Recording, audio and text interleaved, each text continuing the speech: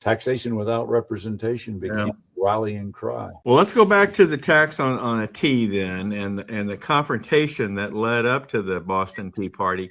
How did that come about, and what was Adams' role in it?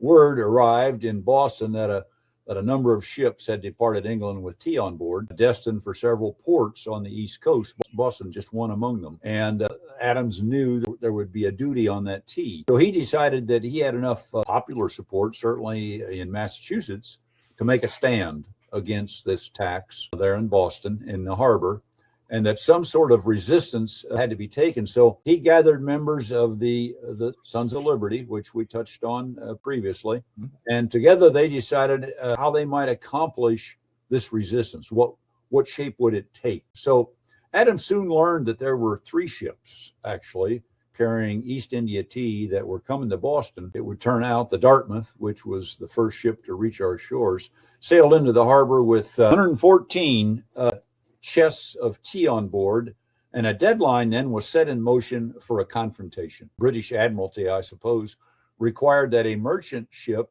had to be offloaded within 20 days of its arrival in any port in America, or customs officials in that colony could confiscate the cargo. So that meant that Adams was now faced with a deadline of 20 days in which he and his cohorts had to come up with a plan to refuse this tea. 2 other ships were just days away with more tea on board, giving Adams some time. Soon those 2 other ships carrying tea arrived in the harbor. So now there were 3 ships.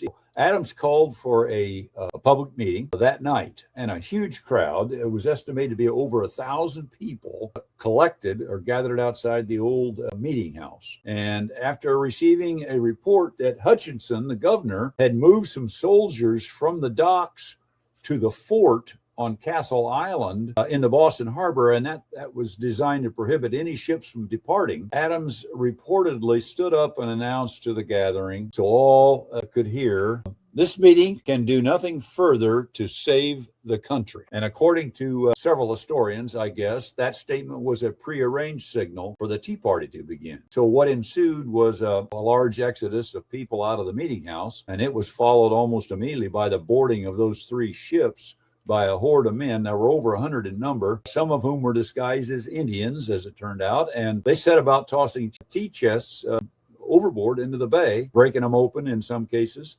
And in a matter of a few hours, they had swarmed aboard these 3 vessels and dumped over 300 chests of tea, 342 chests of tea into the Boston Harbor.